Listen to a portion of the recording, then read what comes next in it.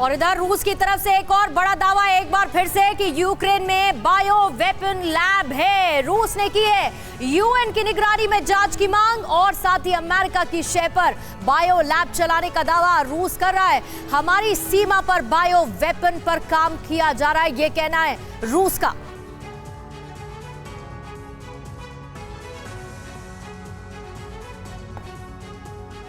तो यूक्रेन में bio labs का भूत बिल्कुल पीछे नहीं छोड़ता। आपको याद होगा आज से 1 महीने पहले यह दावा किया था रूस ने कि अमेरिका यूक्रेन में 30 से ज्यादा बायो लैब चला रहा है और अमेरिका ने उसको माना भी था, अलग दूसरे वे में।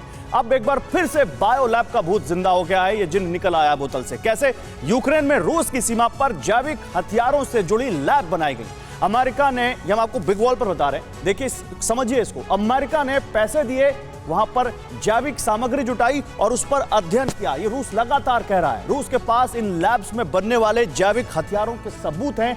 जैविक हथियारों पर बने रूसी संसद के कमीशन ने ये सबूत जुटाए हैं। और आपको याद होगा मारियोपोल में लगातार कहा जा रहा है कि कुछ तो है अज़ोवस्टल स्टील प्लांट के नीचे, जो वहां से अज़ोव बटालियन छोड़ नहीं रही है उस प्लांट को, और रूसी वहां पर बम बरसा नहीं रहे हैं। क्या चाहिए रूसियों को वहां से?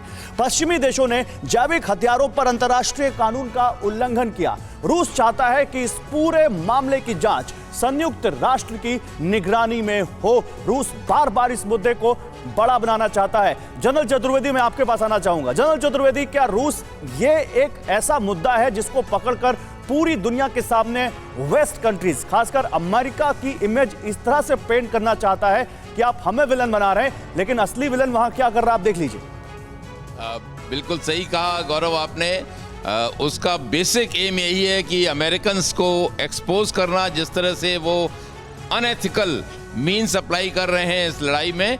और वैसे मैं कहना चाहता हूं कि all is fair in love and war, इस तरह की चीज़ें होती रहती हैं, लेकिन ये एक डिज़ाइन के तौर पर अज़ोवस्टल में उनका एक बड़ा बायोलॉजिकल सेंटर वेपन्स बनाने के लिए था और उसको एक्सपोज करना बहुत ज़रूरी है दुनिया के सामने, जिससे कि नेटो कंट्रीज की एंड स्पेशली इन स्पेसिफिक जो खबरें अज़ोवस्टल से सामने आ रही हैं, आपको क्या लगता है? क्योंकि रूस की तरफ से यह कहा गया कि देखिए यूक्रेनी सैनिकों ने यहां पर कर दिया है सरेंडर, यानी अज़ोवस्टल की जंग वो एक तरह से जीत गए हैं, यह दावा किया जा रहा है। क्या वाकई ये स्थिति है?